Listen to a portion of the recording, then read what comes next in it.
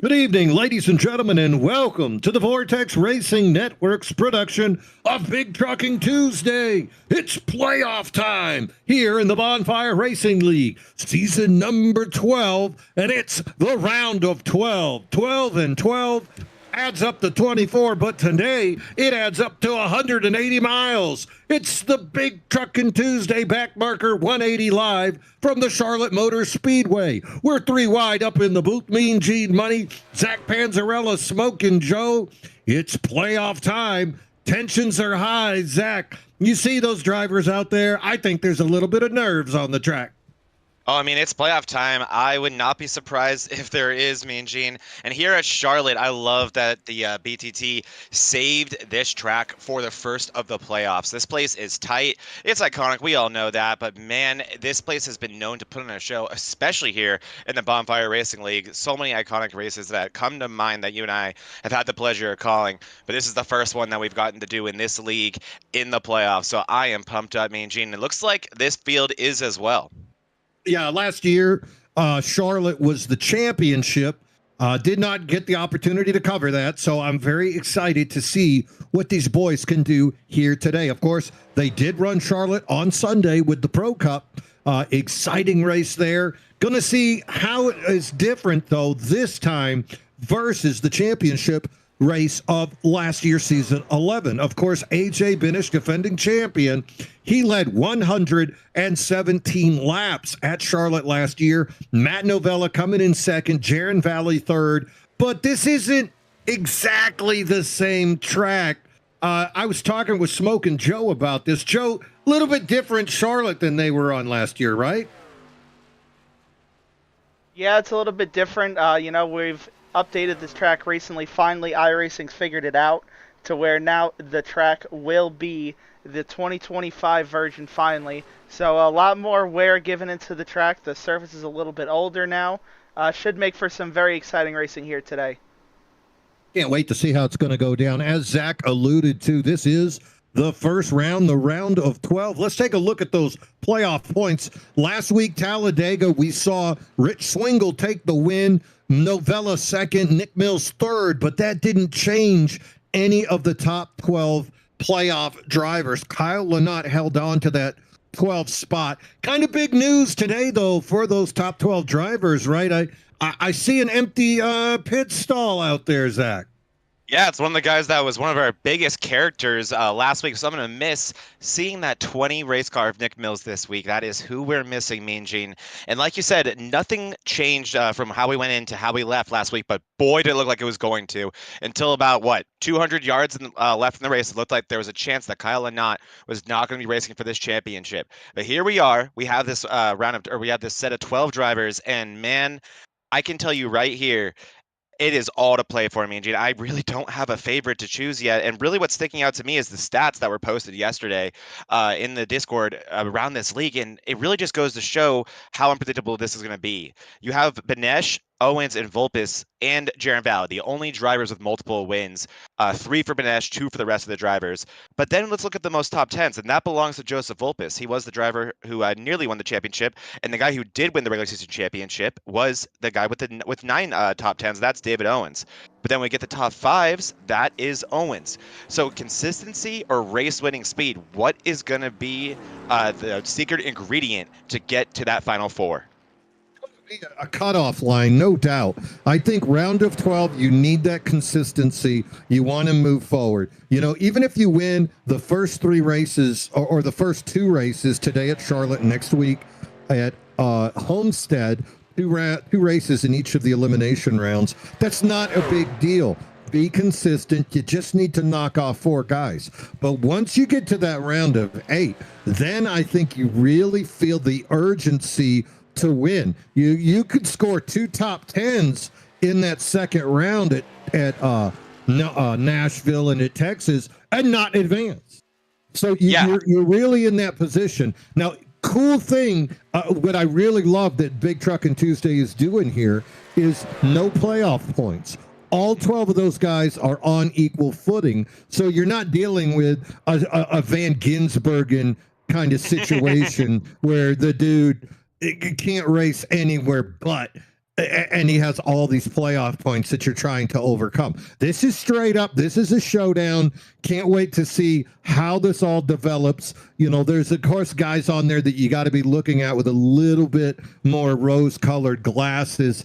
Somebody like Benish, who won last year, showed such great speed. But we kind of saw him taper off there at the end of this year. I don't know if he was just taking it easy, knowing he had the points, or what, but it just didn't seem like he was as on fire. Guys like Justin White stood out. Zach Angle, really hard charger. Nick Mills is missing. I hate that because he is always up there.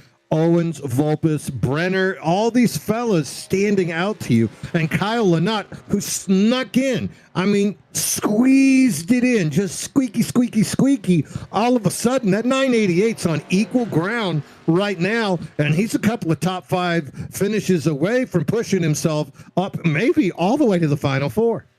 Yeah, that really is such an interesting thing about the format for the points here in the BTT. Yeah, we are completely on even ground here. All those stats I said, they're nothing but bragging rights now, and maybe a little indicator of what to expect, but they did not carry over any extra points. We're going to see a completely different story than somewhere like tomorrow night in the DDIRL, where they ran a chase, and they did, and Panzarella has been using those points to really just have to points race in. Here, I think that we're going to see some different types of points racing, me and Gene. These guys do have a few in-race bonus points for them. So don't be surprised if we see an untimely caution and maybe a playoff driver stay out, get some laps led, get some bonus points, and as always, qualifying going to be so important through all these races. Qualify, who gets the pole, and then you're going to get the points for leading a lap, and that will carry over for the best of the rest, boys. That's what we're looking at right here. Of course, today is the Big Truckin' Tuesday back marker 180, and we're going to highlight these fellas right here, best of the rest playoff challenge, fellas that didn't quite make it in there. And I think the ones at the top you really got to look at. Edward Peltz, he was the 13th guy, not a great place to be. Jake Johnson as well. The math was mathing for that 32 driver until he was caught up in that wreck that took him out, eliminating his opportunity to close that gap on Lynott for that 12th place. But there is good news for Jake Johnson. Did you hear about the big signing, the big news in Bonfire, Zach? No, enlighten me. A formation of a new race team. Florida Man Racing is official. They finally have a warehouse. I'm pretty sure they're squatting there, but we don't need to talk about that. They have all the tools and gear they need. Most of it says Pony Up Motorsports on it, but we're not going to talk about that. Jax Duvall is formed his team of all those Florida drivers. And Jake Johnson, one of the top signings, got to be thrilled to score that guy. Tim Darby, Wayne Newton, the other fellas. So it is official. They have a 4-man team. Jake Johnson racing here tonight as well as Darby. So 2 of them Florida Man drivers. So good news for Jake Johnson there. But this battle is going to be great. Other drivers. How about McWhorter? That guy had a win. I mean, he'll wreck his own damn team captain to get up on top, won't he? Yeah, and this is going to be, we know that for sure. This is going to be a really fascinating, we have evidence. I can't wait to watch this best of the rest because we got some hungry guys in here. We just talked about Jake Johnson. Alex McWhorter, like we said, he has a win on the season and he missed this.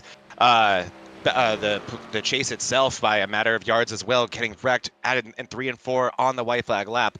Tommy Fox has been showing lights out speed lately. He's also racing best of the rest in DDIRL. He has been going back and forth with Delgado in a 1-point difference there, so I'm sure he's going to enjoy another championship that he's going to have a chance at. And don't forget about Graham McGivern in that 33. Nope. He's going to be a lot of fun to watch, and he's been really improving. I know for a fact he likes this track, and I love the mention of Edward Peltz. That guy is going to be really fun to watch. He knows how to finish races. He's been clean, consistent, and up there all season long. It just goes to show how difficult it is to make this chase as you look at the rest of these names. Guys like Sam Milliken, Troy Sand, Paul Ferdiani, and Timothy Darby, all very talented drivers. All those fellows have run them in the top 5 at some point during the year.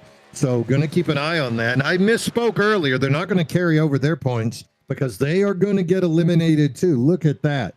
Three are going to go down, three are going to go down, and then the final three will make that showdown in Chicagoland. So that is going to be some exciting racing for us to watch. Of course, all of it will be broadcast right here on the Vortex Racing Network. Big Trucking Tuesday coming to you live from Charlotte. Here is last year's Charlotte winner, AJ Benish, looking good up there. Fast lap 30.181. Currently first on the pole. Qualifying is underway. That is a smoking hot lap.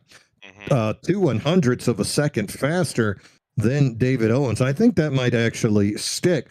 Benish also quickest in practice. David Owens second fastest in practice. Zach Engel, David Buell putting up really good times. Top fastest best of the rest driver looks like Alex McQuarter was throwing down some times, and he did pretty good at that qualifying as well. Yeah. Yeah, no surprise there, as McQuarter right now has it in the top 5 if qualifying was to end right now. And we were talking a little bit about AJ Benish pre-race here and how he has been struggling a little bit. I mean, not for really anyone's standards besides his own, right? With how dominant we've seen that 5 truck be. And that got me thinking, me and Gene, I really feel like here at Charlotte, this is the make it or break it race for AJ. He if he's going to continue, or if he struggles today, I think that might be the trend. He might continue to. It's a really good sign to put down a qualifying lap like that one, but let's keep our eye on that 5 and see how long he can keep it up front today. This is the type of track that Benish is so hard to beat, especially now that, as Smokin' Joe was alluding to, tire wear going to be even more important today, which is even better for AJ Benish, one of the masters at tire saving. So let's keep our eye on him today. I like that. I like that. Make or break race, AJ. I mean, defending champion, you got to expect him to flex when it's necessary. I can think of a 3-time Winston Cup champion off the top of my head that people might write off periodically. But basically, when they say he has to win, that's when it goes down. I'll tell you what, though, last week he needed to win, and looks like Arca Braking got Chase Elliott up to the front. Heck of I'm not an Elliott fan, but man, that was a heck of a finish. I enjoyed so much. Awesome finish. All right, here we go. Qualifying is official. Looks like AJ Benish is going to take that pole. David Owens going to be on the front row, joining him, the number 11 Ford driver. Behind them, Nate Bauer is going to be starting in third. Nate, great speed, not a full-time driver, but always a competitive man on the track. Justin White, our Scottish affiliate, is going to be starting in the 4th position. Alex McQuarter, he will be your top best of the rest qualifier. Going to be in 5th. Outside of him on the 3rd row, David Buell. Zach Engel is going to have that number 47 starting in 7th. David Brenner, Gulf Coast driver, is going to be starting in 8th on the outside of row number 4. Jaron Valley, this guy's got to win as well. Somebody you got to keep an eye on. Ran well last year with that 3rd place finish at Charlotte. Going to see what kind of speed he's got today. And then starting 10th, Kyle Lynott.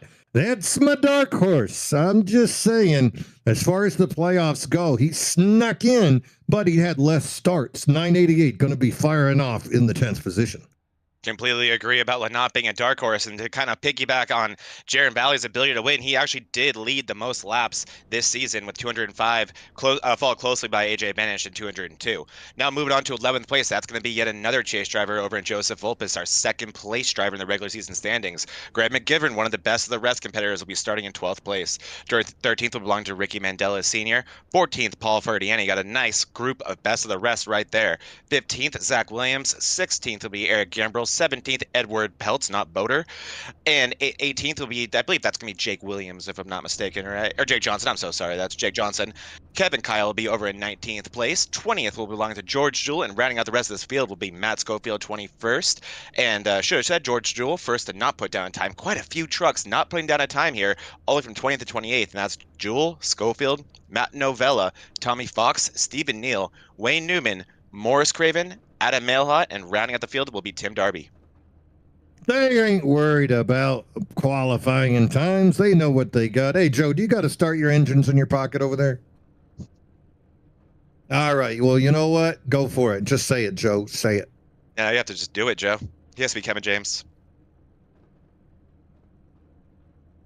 Oh, look at him. All right, so congratulations to AJ Benish. He is the League News Weekly poll award winner. LeagueNewsWeekly.com gives you insight as to what's going on in the world of Bonfire and Moonlight Racing Leagues, as well as the DDI Racing League on Wednesday night, the Truck League. And away we go. Gentlemen, start your engines, and they are rolling. AJ Benish going to lead the group out of the pit road, taking him up here at Charlotte. We are scheduled for 180 miles. That's 120 laps here today at the Big Truckin' Tuesday back marker 180. Want to give a big shout out to our sponsor today. That is Edward Peltz for sponsoring the back marker 180. Of course, other sponsors here today, League News Weekly. They are our poll award winner. Congrats again to AJ Benish. And of course, KK Woodscapes, big sponsor for the Bonfire Race League as well as Moonlight Racing. Making all the trophies that you could ever possibly need. Mean Gene's got a wall of them here. I'd take a picture, but I just don't have a panoramic ability on my camera. Here we go, getting ready to go racing, boys. My heart's pounding. Zach, how you feel, man? This is it going to happen. Oh man, I'm excited, Mean Gene. Let's do this thing. It's our first playoffs here in this truck series together, and I cannot wait. I tell you what, we've been watching these fellas battle all year long. It comes down to this. You got Benish, you got Owens, both these guys, former champions. Maurer, White, so hungry on that second row on the outside, waiting for the flag man to get us under green. And away we go. The number 5 of Benish going to lead him across the start-finish line.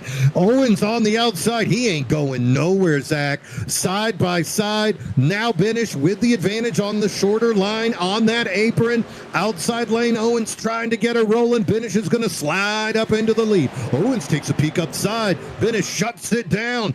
Top 2 single file. But now look at Maurer and White. Maurer going to get the advantage on the inside. White not going anywhere. Buell gets sideways below the apron. He saves it, causes a conundrum for those drivers. But looks like lap number 1 belongs to AJ Benish. They make it through that somehow, Mean Gene. That tri-oval could be tricky. That was sketchy for Buell to make that mistake right in 3 and 4, and they had to figure it out through the tri-oval. Well done by every driver there. Looks like more drivers either ducking down or getting loose. It is hotter than I think it even looks like it is on that racing surface right now, Mean Gene. You can tell these guys maybe were not anticipating the effects of dirty air and just how slick this place was about to be. Couple of things you cannot imagine that you have to practice and feel. Number 1 is dirty air in a pack, and number 2 is how to pit this damn truck on a green flag pit stop. We're going to find out what they've got. Look at Vulpes. He's checking in. He's like, hey, David, you got that thing under control? I mean, are you sure? Are you sure? Because I'd sure like to get up to the front. Both these playoff drivers looking to make their way up. That was Joe Vulpes right there, now battling to get back into the top 10, currently running in 11.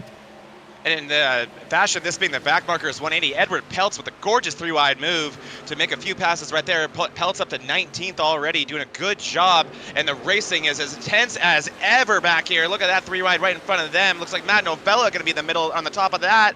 Oh boy, right there. Racing up against Jake Johnson, Grant McGivern, also a part of this. These guys taking these spots when they are available to them here at Charlotte. Looking like the bottom line going to be dominant here early, which would make sense as to why you want to make these passes early. Loose moment there for McGivern, bottom of the track, into the wall. Peltz and McGivern.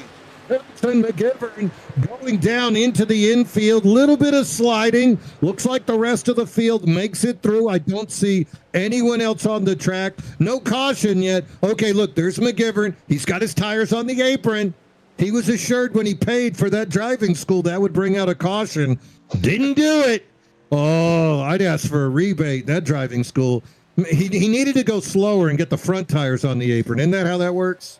That's the key right there. Unfortunately, I've taught him Just had to be too much trying to be a good boy. And Graham McGivern doing the right thing there, but man, I'm sure he would have loved a caution. That's a brutal situation for two of the best of the rest tournament drivers, and Edward Peltz and McGivern. There's Peltz, who got off a little bit better than Graham McGivern in terms of where he is on the track, and what's going to be very interesting to see how much damage those two trucks have. But we're going to stay green here, and starting to already see well, there's McGivern bringing it in to see what the damage is like.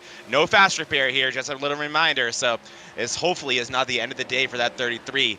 And up front, Benet's doing a good job with the 0.3 second lead in front of Owens. So far, keeping it single file, trying to find your rhythm here, up here in this top 10, and it already is separated by over 3 seconds from first to 10th. Yeah, you could just see how quickly they're starting to spread out. Benish and Owens, a couple of veterans, lots of wins on this track. Going to be a great battle between the two of those. Trying to keep it within a second. You can see White and Maurer, Lynott, Brenner. So single file, pretty much back to Zach Engel. A little bit of a gap to McWhorter, Jaron Valley, and then that's where really you start to see that break right at that 10th spot. That's that 89 of Zach Williams riding in that double bubble. Ford, Joe Volpus behind him, Buell. And then here's where the fun really begins. The boys that want that best of the rest, you can see Ferdiani, Jake Johnson, Stephen Neal. So lots of fellows that we're going to be keeping an eye on as this race continues to develop. As you said, early scare there for a couple of guys. Looks like they're still rolling. I also showed Morris Craven came into the pit. Not sure what's going on with Morris. Looks like he is still visiting. McGraven looks like yeah, Morris has parked it for the day, and McGivern still in the pits, exiting now. That was a minute and 10 seconds he spent. I'm sorry, a minute and 30 seconds he spent in the pits. So definitely fixing damage there. Likely coming out with a much healthier race truck, but a couple laps down at least will be the 33 truck. So he's going to need some cautions and some wave arounds to get that time back. Up front, look at Owen starting to put a little bit of pressure on Benish. This is the closest he's been since the green flag has dropped in this race. And one thing. You were just talking about Ferdiani. I saw him try to use the outside a couple laps ago, and that thing just did not turn straight into the wall. The 44 went. Not too big of a hit, but that outside lane has yet to come in. So let's pay a little bit of attention here to how Owens is going to try to make this work. He's going to have to wrap the bottom, and then he's going to have to probably get a run somehow so he can use the bottom going through either 3 and 4 or 1 and 2 against that 5. I don't know if that top is too useful yet. I think you're exactly right. We're going to have to wait till a little bit later in the run until we start to see that become a viable option. Oh, he takes a little peek downstairs, though, doesn't he? Trying to put the pressure on the 5 of Benish, and this is really curious to me. I mean, one of the things that AJ's been struggling with as of late has been tire wear, which is so unlike him in years past. But these new updates to these trucks, which have been drastic, maybe the most drastic for a lot of these guys' iRacing career, have taken Benish a little bit longer to figure out in terms of that long run speed. The raw speed obviously is still very much there, and it looks like Owens just really getting off of 3 and 4 with a lot of speed and trying to make that 5 nervous. Yeah, and I tell you, there's a lot of guys that might be nervous. I don't think Benish is looking backwards, though. I think he's hitting his marks moving forward. He knows David's there. He's got great track awareness, but driver like that number 5 Chevrolet, AJ Benish, multiple-time champion, he's just laying down his marks. It's going to be on David Owens to make something happen here. He's at that point now where he's getting a little bit of the draft effect, but as soon as he dips that nose and comes across, he's going to get a little bit of dirty air. Not quite as impactful as you're going to see in the Cup Series, but still enough to kind of slow your progress. And without that outside lane developing yet for these trucks, it's going to make it difficult to get by somebody like AJ, who's so good at rolling down around that apron.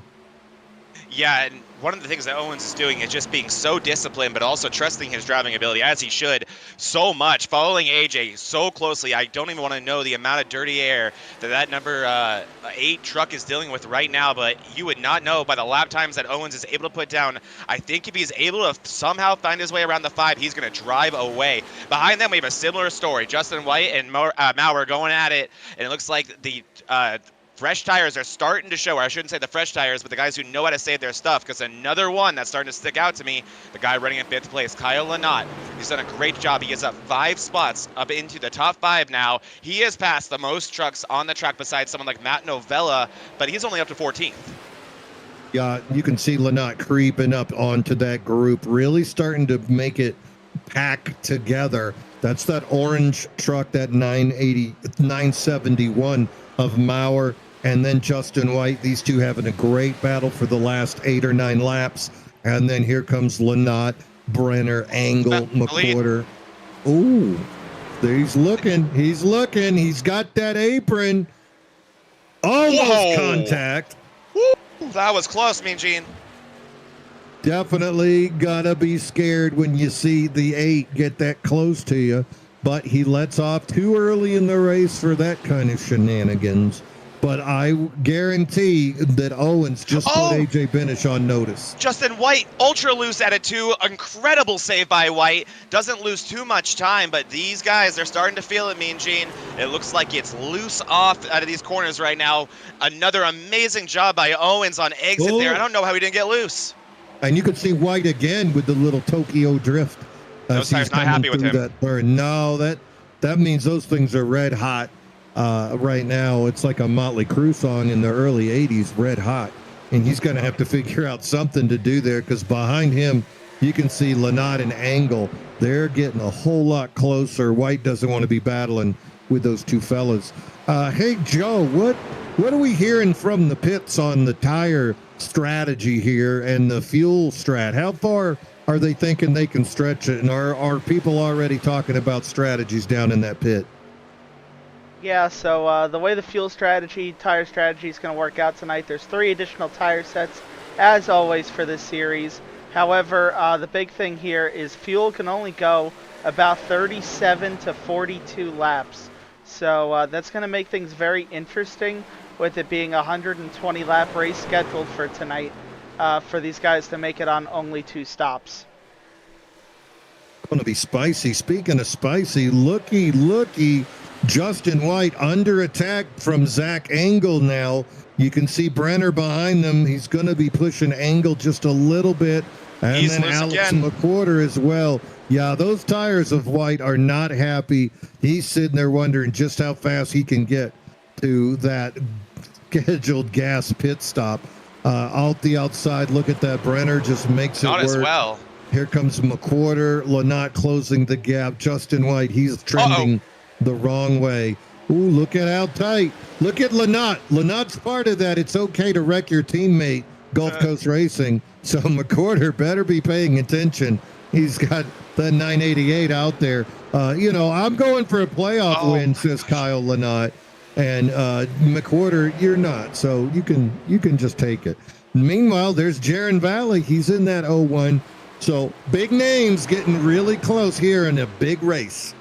Watch Justin White through these corners. He is literally drifting through them, holding on by the skin of his teeth. And Kyle Lynott cannot be happy right now. He has gone from 5th. It was down to 9th, back up to 7th now. Clearly had a little bit of a mix-up there. A lot of these guys getting loose. And once again, you called Kyle Lynott your dark horse. You know who I'm going to call him mine in the chase? It's the guy running in 4th place who has passed 3 cars since the start of the truck since the start of this race. And that's Zach Angle. He is finding that long-run speed. And man, it's been impressive. And again, speaking of long-run speed, Nate Maurer has caught the group of Owens and Benish. Nate Maurer, that 971, you can see he's right in it now, looking underneath Owens as they come across that start-finish line. Triova going to bring it into 1 and 2. Again, looking low. Owens trying to roll that high line. Going to let Maurer get up next to him. And they are now in a drag race. Owens with that momentum from the outside lane. But now Owens went from thinking he was the hunter to now he's the prey, with Nate Maurer filling up his, he's not even just filling up his rear view mirror, he's filling up the side of the car sometimes. Yeah, the ones that are starting to stick out that really did a great job taking care of their stuff were Maurer, Angle, and it looks like David Brenner in 5th, looking comfortable above all right now, putting down really, really good laps. Mauer lights out. He is where he started in terms of track position, but man, those laps are getting really impressive from that 971 as he's going to look to the inside of Owens here. It looks like Owens starting to be a little bit more limited in his line choice here with these worn tires. And I know that a lot, like Smokin' Joe said, a lot of these guys want to make this a 2-race stop or feel like they have to, but their tires might not give them that choice if they don't feel like they can make it there safely. Guys like Justin White still trying to get that truck underneath them, and man, I do not envy these guys. That is so difficult once you have upset those tires here. Yeah, and still on being only on lap 25. They got a ways to go until they're going to come in and get that relief by taking those 4 freshies. Now looks like Joe Volpus making his way up to Justin White, using that outside lane, trying to roll it.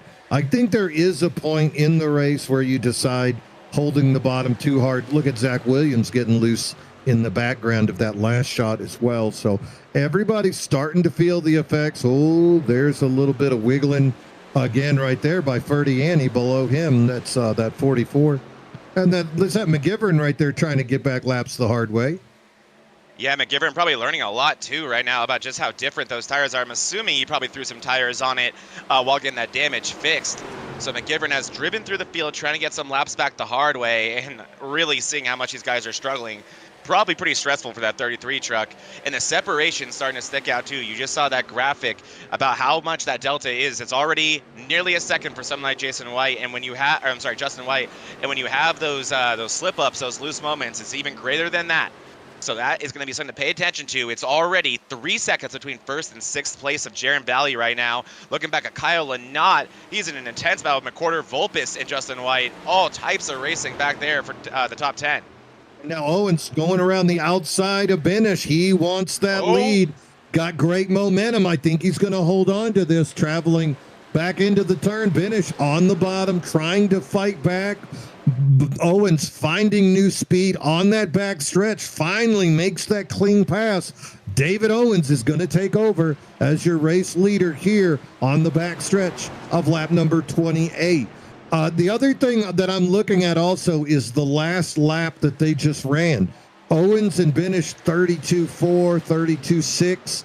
If you go all the way down, look at 13th, Matt Novella, 32.5. Stephen Neal in 15th. 32.5.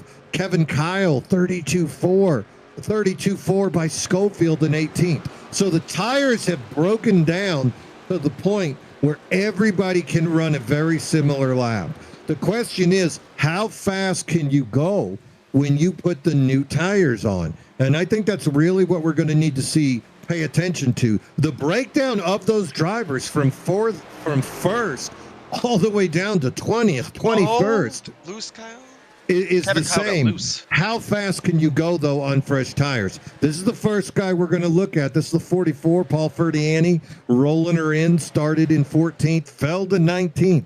Paul's going to need to come out on those fresh tires and just lay ass, man. He's just going to have to go as fast as he can and see how long he can hold on with those fresh tires. Because here we are on lap 30, lap 29. Everybody's running the same speed again. Yeah, Ferdiani, one of those cars that we saw having early struggles getting into the wall while trying to get that top lane going. So not a huge surprise to see him on the earlier side of this pit cycle. What will be interesting to see will be to see if he brings anyone down with him, if that tempts anyone. And here's Edward Peltz. So already, guys, thinking about that best of the rest, and that's Edward Peltz right there. He was involved in that early incident with McGivern, but I don't think Peltz ever brought it down to get that damage fixed. So this is his first pit stop. Up front, Benish is keeping David Owens honest. It is still a very, very close battle for the lead, and Mauer has not let either one of them out of their sight. So really good stuff up front first. It's going to be fascinating to see who the first one to bite out of this group of 3 is in terms of wanting those fresh tires.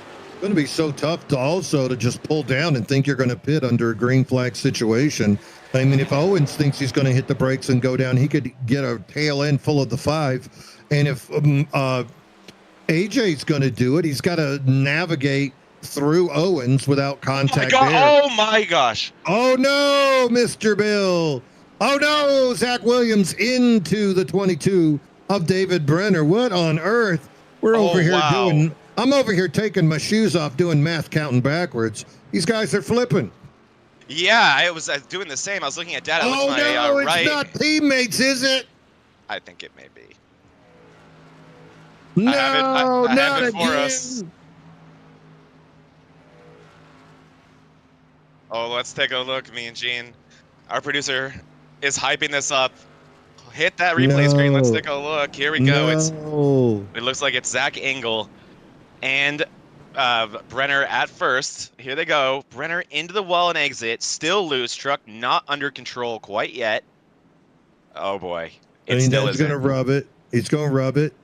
It's And not a Zach lamp. Engel. Oh. The 47 is Zach Engel. Oh, here comes a massive hit. Oh, no, Brenner. Oh. Is he going to touch him? Barely misses Engel. Zach gets away. And then it's not over yet, me and Gene. It's not over yet. It's all good. We'll go back and watch that again. Oh, my word. Don't worry. Look at that hood. Is that hood, I have a target on it? It's I'm looking for. I can't see one, but maybe the 15 saw something else. Because get out your steak, get out your knife and fork. Because oh my God, our plate is full. That was a porterhouse T-bone. That was. Can we go in car? I need to see. My mind. I want to see those RPMs. I mean, is McWhorter looking for a lighter on the floor of the passenger side floorboard? Did the intrusive thoughts win? Did his intrusive thoughts win here, me and Gene? That's right. What happened? All right, let's see if I can find McWhorter here. All right, the here end we of go. the year. I haven't wrecked Brenner, have I? Let's mark that off of the bucket list. Oh no, there's just gonna be. It's Halloween time. We're officially in October. We're gonna be in October in about a couple hours. So, was this the first jump scare? Everything looks fine. It's fine. And then, oh yeah. Man, oh man. What a hit. And there's Brenner's view. Wow. Well, this is the third week. This is the third week in a row that we have had somebody on the side of their car. Here we go. Let's take a look at how this looked from Brenner. We'll do this in real time. So there he is loose, trying to get back and gets into angle. Huge hit there. Oh, you heard the engine blow. The engine blows. He's like, well, it can't get any worse. Oh, but it can. Oh, but it can, Mr. Brenner. Jeez. And that's going to do it for McWhorter as well. Unbelievable. That is some heavy hits right there. Gulf Coast Racing. Most likely going to lose two drivers. I see McWhorter and Brenner still both in there. Meanwhile, up front, pace car is still on the track. Everybody taking that opportunity on lap number 33 to come in and pit. So everybody also looked like they took the 4 fresh tires all the way down to, looks like, extended pit stops. Eric Gambrell running in 20th. That is the number 46. You can see him zipping around the track. And then super extended pit stops. Zach Williams, he's still in there pushing 2 minutes and 15 seconds. McWhorter and Brenner, both of them pushing over 340. But they're both out of their car at this point and pointing at each other. I don't think they're making a Spider-Man meme over there. So that pointing, that might be something else. Just don't have enough information to comment. Not quite enough, but yeah, I don't think they're too happy with one another. Both their engines blew. Definitely out of the race for two big names, one of the top chase drivers and one of the top best of the rest drivers. Yeah, not how you wanted to start it in an elimination situation. All right, so getting ready to go green here on lap number 35. Pace car is out of the way. David Owens is your control truck. He's on the inside. Away we go. Owens with a great start. AJ Benish on the outside trying to fade down in front of Nate Maurer. Cannot do it. Now it's Owens and Benish single file. Maurer on the bottom looking good. Jaron Valley now moving up into 4th. Behind him, White and Lynott double file, and then they're double file behind him. Novella and Fulpus, Neal and Buell, Kyle and Johnson. A little bit of single file after that. Best. Oh, and look at Valley get loose. Couldn't keep it with Maurer. 3 wide for Valley now as White and Lynott shoot the gap. White trying to get away from that. Still has Lynott directly under him. Finally gonna make that pass, and now you can see White ahead of Lynott, but it's Jaron Valley's turn. to give Lynott the business. Yeah, you saw, and I definitely think we're going to see Justin White be one of those trucks that's going to try to be conservative in the early parts of this run. We saw him really struggling in that previous run, so you know he's going to want to take care of his stuff this time and see what he learned. And also David Owens, the control car on that restart, and our leader now. He had to spend 30 laps trying to get by AJ Benish in that first run. Now he has nothing but clean air in front of him, so that's going to be really fun to watch. But a lot of these guys, I think, maybe heard about that wreck or heard about the severity of it or saw it themselves. A little bit spooked as we're single file through most of the field here. I also want to see how long it takes the leaders to get to that 31.6 second lap again. That was kind of where we saw that lap slow down, was about a second, 31.6, 31.8. It seemed to be where they went. I want to see how many laps it takes to get down to that. That's going to be that breakdown of whether it's going to be worth taking tires or not if you can hold on to a late set. Look at Owens now building this lead. Great momentum. Whoa, caution's out. Oh, no, not Gambrel again. Oh, no. Let's see. Running that Jeff Gordon Rainbow Warrior scheme. That's not very Gordon-esque. No, it's not. Kind of like late Jeff Gordon. All right, I have this one for us, guys, if you want to take a look at it. What, you mean Here we after go. Jimmy Johnson stole everything? Exactly. Keep your eye on that Rainbow Warrior 46 here. I believe he's going to get loose right there. This is through 3 and 4. Pretty solid hit. Oh, good wreck avoidance by McGivern. And luckily for the rest of the field, I think he glitches out a little bit there. And it does come back, and I believe probably fixing that damage in the pits right now.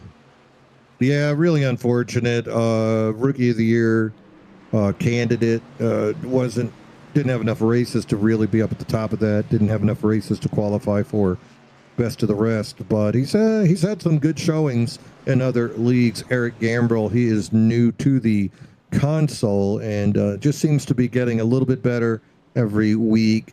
That plateau, though, it hits you quick, and the only way to get through that plateau is run more laps, right? Yep. And I think that's where he's at.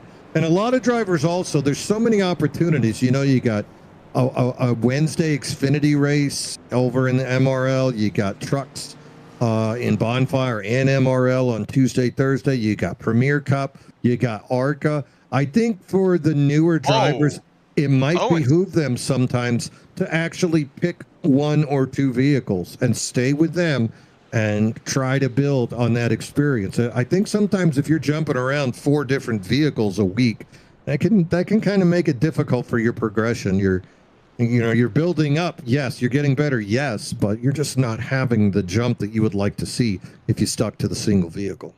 Totally agree. Me and Gene, no secret that I have most of my skill located in these things right here, these trucks. But yeah, you really do have to focus on mastering one of these things, and it really does teach you so much about the other cars that it makes it that easier once you've done that. But Gambrel has really made fast progress here, but still vulnerable to those type of mistakes. But what we saw there, Mean Gene, was David Owens and Maurer coming down, and all they took was a splash of fuel. Why not? Why not? The breakdown of these tires is so equal across the board, somewhere around lap 15. Why not get the extra fuel, and you can just push that. You can push the same lap times further than everybody else. It seems like the tires are breaking down so quick that it seems to equal out, maybe even after 5 or 6. So why not take that chance? But being in the dirty air, being deep in the group like this, they're 9th and 10th, I want to say. So they're still going to have people in front of them. They got to get by. What this did do, though, is it opened up a lot of room for some of our best of the rest drivers. Look at this now. Jake Johnson up there in 7th. Tim Darby in 8th. New teammates on the Florida Man Racing. Behind them, I can see, Mandela, Zach Engel back 14th and 15th. Matt Schofield back in 16th. So these fellas that chose to pit here on lap 40, they're suddenly in the middle of some dirty air. Yeah, that's the reason why not, in my opinion. All that track position, all that control of the race is gone for David Owens. He's now finds himself not too far back. I mean, to be fair, only 9th place, and he's not going to have an advantage. Like you said, they're going to be evened out. The only advantage he'll have is just how much raw talent and speed is inside that truck. But Yeah, he's going to have dirty air to deal with. He's going to have a lot more drivers than he's had all day, and he's going to have to make a lot of passes. So that's going to be an interesting thing for Owens. Maybe thinking that the cautions might stack up. Maybe he can make that last, spend less time in the pits. So yeah, Owens not wanting to have to save later. Okay. Well, still, if the drivers in front of him hug that apron, that's definitely going to put him compromise his overall speed. And sure, he might be able to stretch it out a little bit, but if those guys get far enough ahead of you, it could be difficult. But For sure. we've had a couple of cautions here. You know, it's not off the board to have another one. But right now, I mean, he's got an aggressive, strong driver in front of him in that 32, Jake Johnson, that's not going to just give it up and vanish. Nor is Stephen Neal ahead of him, and Justin White sure as hell ain't going to just give it up. Here we go. It's off to the races. AJ Benish with a great start up front. He's got Jaron Valley and Justin White side by side behind him. White on the bottom, Valley up on the top in the red and white 0-1. Side by side, Valley now fades to that right quarter. Gonna finally clear him. Justin White does make that move. It's single file now. Top 4 cars. Vulpes is the 4th truck. Behind them, look at Neal now getting up on Valley. Valley might be, I'm sorry, that's the one at Kevin Kyle. Oh, both red and white ones. That's lovely. And look at Owens already into 7th place. Good for him. Those trucks did run up on that high line and let him hug that apron, allowing David Owens to move up. Behind him, Matt Novella, Kyle Lynott still running in 9th. Nate Maurer back into 10th. So Jake Johnson went high. It cost him a few positions. Johnson needs to get down on that apron like these other boys, especially early in the run. Look who's outside, though. That's that 988. He don't care. And Kevin Kyle also trying to make that outside work. Yeah, Kevin Kyle doing a great job wrapping the top right there. You also saw Darby get tight and get stuck to the wall, lose a lot of positions there. So Darby with a little bit of a struggle there on the restart. But look at this intensity here. Justin White side by side with Kevin Kyle. Behind them, you have Vulpes and Lynott side by side. That outside starting to come in, starting to matter, especially on these restarts. And this is why David Owens was risking it, taking that fuel, because he has nowhere to go right now. No, this is exactly what we were worried about. How's he going to get through? He's got Maurer behind him. They are not teammates, so both of those could get impatient with each other. And then they've got a 3 deep, 2 wide roadblock in front of them. White and Kevin Kyle not going anywhere. Lynott, look at that shove. He gives Kevin Kyle both into the wall, slows the progress of Stephen Neal. Jake Johnson has to hit the brakes, loses positions to Matt Schofield. Wow, Lynott using that front bumper like a weapon, came out on the short end of that exchange. Just not the right time to be making contact right at the entry of the corner. Nothing the one of Kevin Kyle could do, and both of them suffer the repercussions for it. David Owens taking that as an opportunity to make a bold move, but now we're looking 3 wide with Owens. Buell to his inside.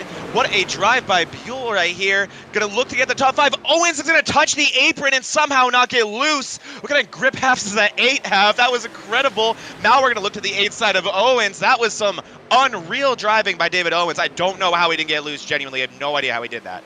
No, when you touch the apron, you're usually going for a ride. Owens making it work. Also want to commend David Buell. You touched on that. Watching that guy, especially after he got loose so early, little bit concerned to watch him here.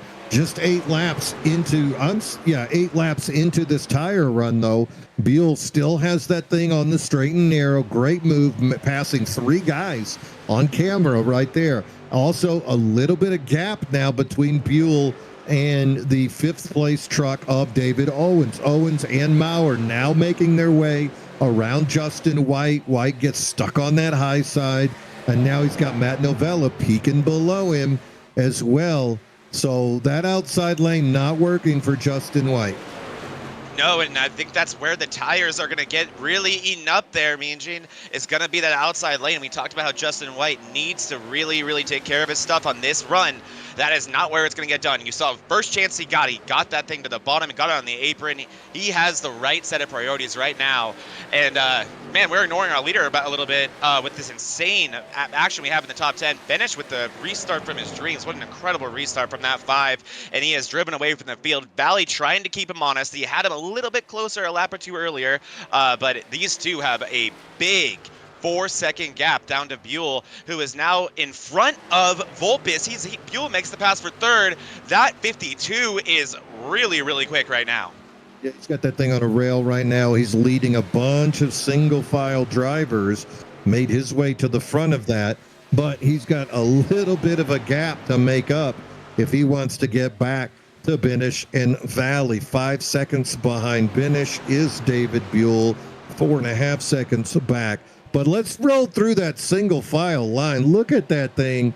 All these trucks making it. And Joe, take me back to that 10th place driver, please. There he is, the sharp-dressed man, Adam Mailhot, making his way up from 26th place, running in 10th. And I just love that outfit. You think he's got a fire suit that looks like that? Oh, he better. Yeah, that's that number 66 right there, Adam Mailhot, running in that Chevrolet. You know, it makes sense because the Chevrolet's called the bow tie, and he's wearing a bow tie on that tux. It really is a full circle moment there for Adam Mailhot, one of our best of the rest drivers, having a great race right now, sitting just inside the top 10. He's got Justin White in front of him, kind of just following around that single file line that they've got going all the way up to about, looks like 5th place of Maurer, who is now looking to the inside of Vulpes. One more thing about Buell, too. Buell is one of those cars or trucks that's similar to Owens, pit on lap 40. So he is the first that has in an advantageous fuel position and has a running position or the running position as well. But Maurer coming with a head of steam. He also pit. He is trying to get around Vulpes. He looks like he might want a buy one, get one free here. Yeah, that's always a dream because if you don't make the pass, then all of a sudden you get ate up, especially in this single file. Look at Maurer going to peek it down on that apron. Buell looks like he might have touched, and now he's loose, and now he's wriggling. Everybody else going to sneak by, loses 3 spots, and now Novella and Zach Angle peeking below him as well. Here comes Mailhot also trying to sneak up in there. I think that's Justin White that just got by him. Going to fall Buell back into 9th place. Amazing how one wiggle, one mistake cost him all those positions up in that tight group there. Yeah, momentum's such a huge factor here at Charlotte. These cars are really just hauling the mail hot, no pun intended there, all the way around the track. I know, I got to be like you sometimes. But it really is a track where you cannot afford mistakes like that because we saw what it does to you right there. Look at the inside up in front of them. You have Maurer looking to get the make the pass on Vulpes. Owens is doing a great job recovering. He's behind those two. Vulpes also really starting to throw his hat in the ring here at Charlotte. He likes this track, and there he is trying to make that top work, and into the wall he goes as well. This is about when I saw Ferdiani make that mistake on that first run. I think that top line just really difficult at this point with those tires. You can tell it gets really, really tight mid-corner. Speaking of Ferdiani, let's jump it back to the 44 of Paul Ferdiani, currently in 12th. He is in a heated battle. Look at Rick Mandela Sr. on the outside, side by side with Stephen Neal. These trucks have been in this position now for about 3 laps. Ferdiani getting the advantage when those two go side by side. It's now Neal peaking below Mandela. Mandela trending the wrong way. Tim Darby directly behind them. That is the 13 coming into the picture. Oh, I think he's running the 42 actually today. 13 it's hard to keep up with. Yeah, it's his Premier Cup number. And then look at Lynott back there. Lynott had that early difficulty, also came in on lap number 40 for a little top off and finds himself now in the midst of, everybody running the same lap times. And that's where he settled, was back there in 16th. But that battle up front between Ferdiani, Neal, and Mandela, that was really exciting for about 3-4 laps right there. Ferdiani getting the best of that, holding on to that 12th place. But look, Neal again. He says, whoever's on the apron might have a better shot. Nice job by Neil to wrap that inside, complete the pass on Ferdiani there. And yeah, not trying to recover from that incident, but the guy that he got into has it even worse. That's Kevin Kyle. He's down to 20th place, and he is not near anybody. Clearly some damage on that one. He's trying to limp it around, hope for a caution so he can get that fixed and put himself back in contention to win this race. We saw Kevin Kyle showing tons of speed and then taken away from him right there very early on, but he was making that top work. We'll see if he can get that truck fixed. Going back to third place, we have Maurer and Owens. That group still going crazy. Yeah, they really want a piece of action right there. Owens trying to get by Maurer. He's had a lot more success as David Owens with that little gas and go, battling through the pack. Finds himself back up into fourth place, battling Maurer. His teammate, Lanat, not quite as lucky, back there in 18th. Maurer, been solid. He also decided to come in there and get the fuel on lap number 40. Now we're on 61, but all these fellas, they pitted back there on lap number 33. So we've put about 27 laps on these tires, and I would expect they're thinking about it now. Remember, that very first pit stop came around 33. So I think we're get to the point where you'd love to get tires. But what did Joe say? They could push it to around 46? Yeah, so they were forced to come in earlier than they wanted to there, which is why I think you saw drivers like Owens, Maurer, and Buell come in to get that extra splash of fuel to get closer to where they wanted to come in anyway, right? They had already done the math. They knew what they wanted to do, so they're trying to keep it like that. We'll have to see how that works out for guys like Benish, who stayed out. Here goes Owens and Maurer racing for third place, and this is an important pass for either driver right here. They're on that same strategy. I think they're more worried about each other than they even are something like Jaron Bally or AJ Benish. Well, they need to worry about Justin White behind them, because if you start fiddling around, you're going to find yourself trend exactly the wrong way. Ooh, hard hit by Wayne Newman back there in turn number 4. Little Debbie number 08 tapped the wall coming out of 4. Going to cost him a little bit of time.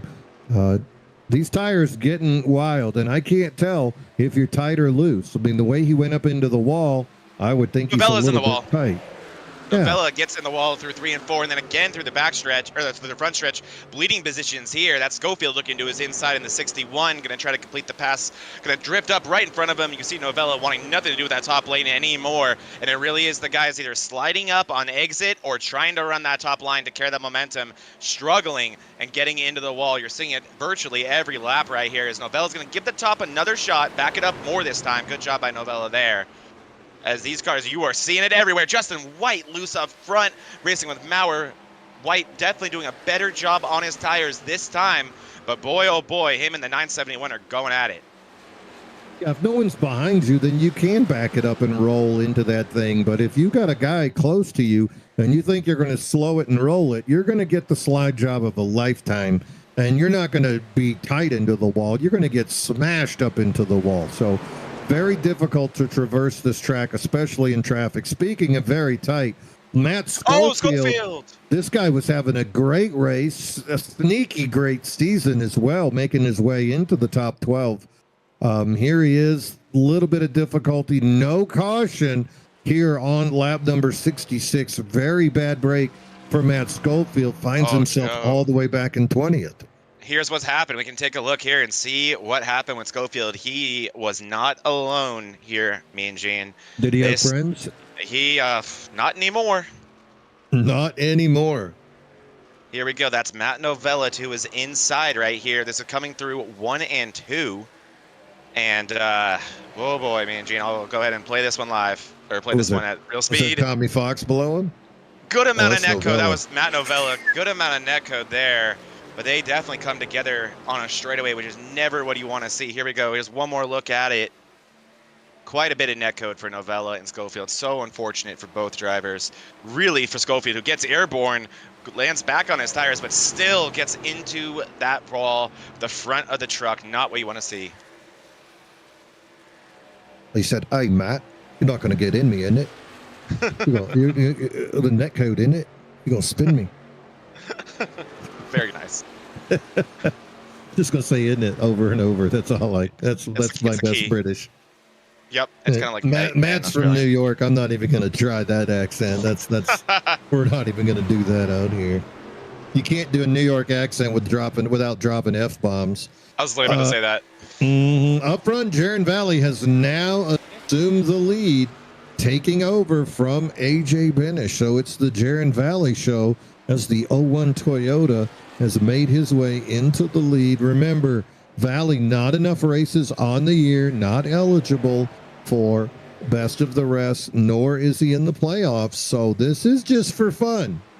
This is just for a trophy on the wall. But the speed we've seen out of Valley, absolutely within his power to abuse the field, and he'll be going home having a ice cold one, thinking about what might have been. But, you know, he got that new job, and I'd rather have a brand new, better paying job than bragging rights on a Tuesday night. Yeah, that is fair for Valley. I mean, then that did not stop him from coming in this race as the lap leader on the season.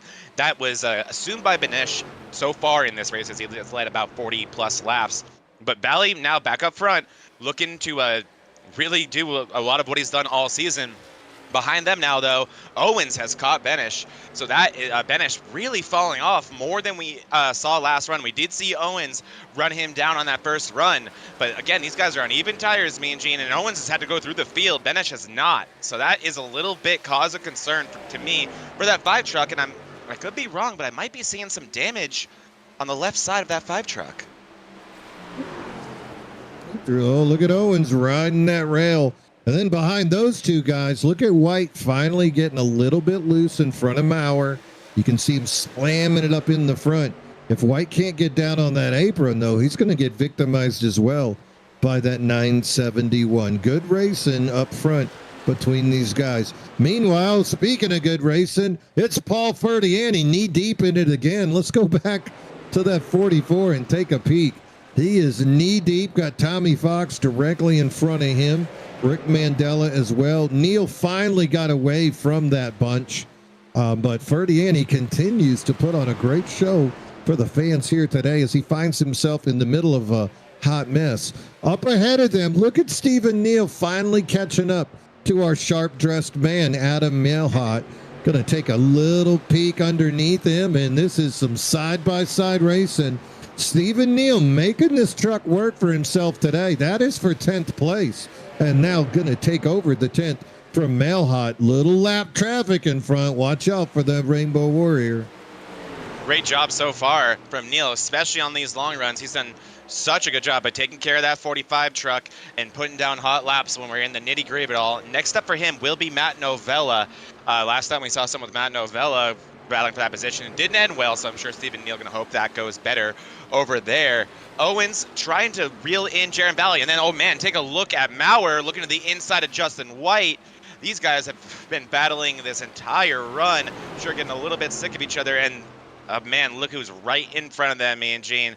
AJ Benish has fallen back into the grips of these two trucks, so if he's not careful, they could find their way around him as well.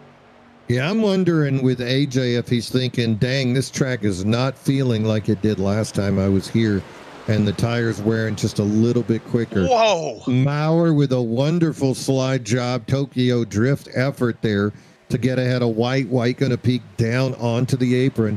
But so far, I think we've seen a great job by Maurer, just consistently trying to use the apron. Behind them, Joe Volpus is finally coming into the picture, running in 6th place, playoff driver. Zach Engel, who's had a great year behind them. So that little group back to Engel is only 2.5 seconds behind the leader. So minus a caution coming out. I think those 7 guys are the fellas we're kind of watching right now, Zach. I think so as well, and what we're also watching is that lap counter. I think we're about 4 to 5 laps away to where these guys would consider the window very much open, and actually it's right now. Here comes Jaron Valley, and that is huge for this field. So Valley was leading this race, and that, oh man, Mean Gene, that feels a tiny bit early. Well, if it's early, we'll find out. That's what we're seeing from some other people continuing to run. Neil as well. Neil coming in, Mailhot, Jake Johnson, Tim Darby. So Florida Man team gonna go ahead and pulling in. That Florida Man team is Darby, Johnson, and Newman. So we'll see if they benefit or suffer from this stop. Quick stops, too. We'll just have to find out as we continue. Up front, David Owens continues to be your leader. He's going to push this thing as far as he can. You know, he was one of the guys, though, that took fuel back on lap number 40. So he's really only 37 laps into this thing. He can push her another 8, 9, 10 laps. If we're to believe what the information we were given early on. Here comes Kevin Kyle now. Here comes Benish. Into the pit. AJ Benish. Benish is in it. Justin White's in it. I think these guys are just within the window. And if you're David Owens, I think I understand with that extra pit stop why he is tempted to stay out a little bit longer. You don't want to go down a lap pitting at the wrong time. And also, his pace is exceptional in terms of the cars or the trucks in the same laps as him. He's going to be losing quite a bit of pace to guys like Benish, guys like Justin White now, Jaron Valley. All of them are going to be running about a second faster lap times than Owens is, but he will likely get that back at the tail end of this run. Here comes Joseph Volpus now going to bring it in. I don't know how much longer Owens is going to want to leave that 8 truck out. Same goes for Maurer and Engel, but that's going to be a fascinating thing to watch as we continue on here. 40 laps to go in the scheduled distance of this race. Owens starting to fall off a tiny bit. I think we might see that 8 truck come down soon.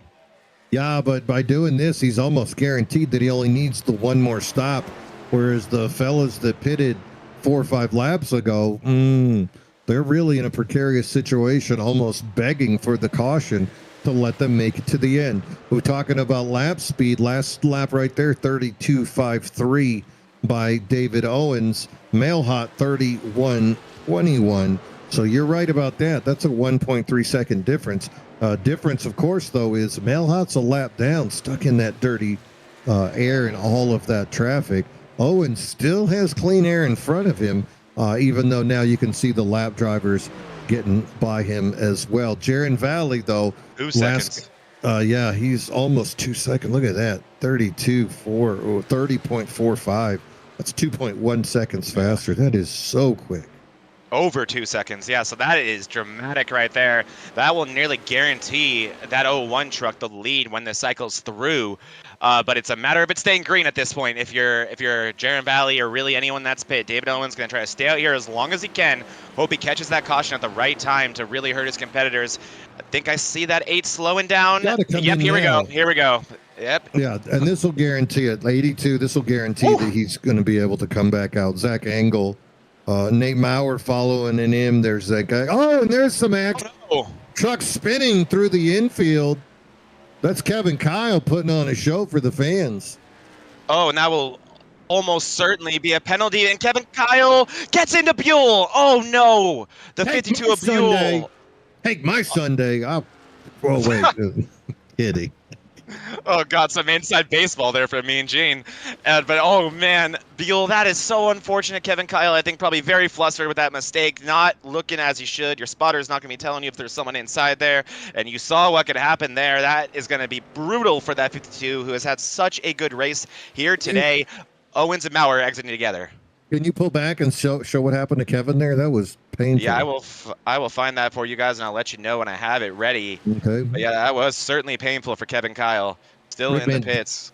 Rick Mandela took over for just a minute. Going to get him a point for leading a lap into the pits now. And there it is. Jaron Valley finally going to take over the lead again, but he pitted back on lap number 76. This thing's scheduled for 120, so he's going to have to push, 44, 45 laps out of the truck that only has a 42 or a 43 lap capability.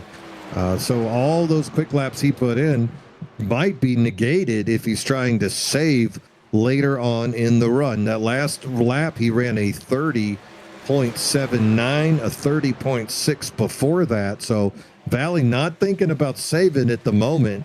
Golly, wouldn't that be disappointing if you had to come in for a little splash and go with 2 to go? Oh yeah, that'd be heartbreaking. You're the leader. I've had that happen. It's no fun. It hurts. And speaking of disappointing, though, me and Gene, I got the Kevin Kyle incident here. We can take a look at it. Here he is. That is Novella on his inside, already pitting. Kyle coming out of the corner, so he wasn't even trying to pit. That's what I thought it was. Right in front of AJ Benish. They touch. Benish is going to have damage. Oh, that completely crinkles up the front end of the 5 of Benish. That is massive. We did not know that. And here goes Kyle spinning through the grass, and now he's going to decide to bring it in the Good, pits. might as well. And poor David Buell, here he is on the top of your screen. Kevin Kyle sees his box. There it is right there, and does not see the 52. Heartbreaking moment there for David Buell. Now, I know when I'm coming out of my pit stall, it's my responsibility to keep an eye on the trucks that are coming in. But both of those guys were going in. Yeah, but one of them did not enter through the pit lane, so I think you kind of put it on that guy. It is what it is. Oh, yeah, I mean, It's unclear. Is it not? It's unclear. Yeah, it is. It is unclear. Speaking of AJ Benish, who was involved in that, as we just saw, taking a look at his lap times, and they have decreased, or I should say increased, since that incident. His last lap time looking about a half a second faster, or slower, I should say, than his previous ones. So that damage certainly hurting that 5 truck. Oh, that is so unfortunate. Yeah, AJ, no cautions in sight either to let him come in and get that repair done that he would love. This thing continuing to go green. We are on lap number 88. Jaron Valley back in control. Has to be loving that. AJ Benish, on the other hand, now under assault by the sharp-dressed man. Adam Mailhot gonna move up into 7th place. Ahead of them, looky, Stephen Neal pumping his Toyota up into 6th place as well. So Neal continuing to have a great day here. Big Truckin' Tuesday battling here at Charlotte. Look at Zach Engel now taking advantage of Benish. Oh, this is hard to watch. It's painful to watch. AJ won a championship here at Charlotte last year, suddenly finds himself watching others drive away from him, just wondering how far he's going to fall. This also, Zach, I'm going to take us back in time. We don't need to go 88 miles an hour. I just need to think in my head. And we're going to go back to the future here. You said this was a make or break race for AJ. You thinking this was his shot? I mean, now going the wrong way. What's going to happen to him at Homestead, right? Right. This is going to be a rough points day if things continue the way they're looking right now for that 5. But in terms of that make it or break it that we talked about, if there is a silver lining, it's that the speed was there. This was one of the fastest, if not the fastest truck on the track all day today. He has no fault of his own why that truck has front end damage now, and you can see how it's affecting him. He's not bad in the corners, but man, down the front and back stretch, that 5 just has no horsepower anymore. It's probably down about 50 to 100 horsepower with that obvious engine damage you can see on the front of that truck. So I think he can go into Homestead, a somewhat similar track, definitely flatter than here, but another 1.5 miles with confidence that he has that speed. He just needs the luck now, and hopefully he can salvage some points here and keep that thing in the top 10 at least. And for you number 5 Chevrolet fans out there, AJ finished 2nd at Homestead last year, so that is a track where he has success. So the story is not over for AJ Benish, but this is not the start that he wanted in a 2-part story, to have that happen to him. Up front, though, Jaron Valley continuing to have a storybook adventure out there. He's up to that 7-second lead. Owens a little bit faster that last lap, 31.25. So you can see the gap is starting to narrow. Owens is on 6-lap fresher tires. Question is, how long can Valley hold off? And then the real question, of course, can Valley make it to the end? I'm pretty sure David Owens can. Behind them, look at Maurer and Vulpes having a little bitty battle between themselves. Maurer continuing to use the apron. Vulpes tries to look down low, but Maurer's going to reward him with a little bit of dirty air. That low lane, Zach, that just seems to be the magic bullet here today. Yeah, it really does, especially in the early parts of this run. Owens is considerably faster than Valley, but what I'm thinking might be happening right now is maybe that fuel saving is taking place for Jaron Valley. This would be the time to do it, Mean Gene. You have that big lead. Give up half of it. 3/4 of it even to know that you can put yourself in a situation as close to David Owens as possible. Let him within 2 seconds of you if that's what it means, and then use that dirty air, play the air game to keep that 8 behind you. Because what that will also do is if he wants to save some fuel now, that will help offset that tire difference. It is a full 6 laps difference between Valley and Owens in terms of their delta with tires. So that has to be made up for as well for Valley. So I think this will be the time to save, but he is losing about a second a lap right now, Mean Gene.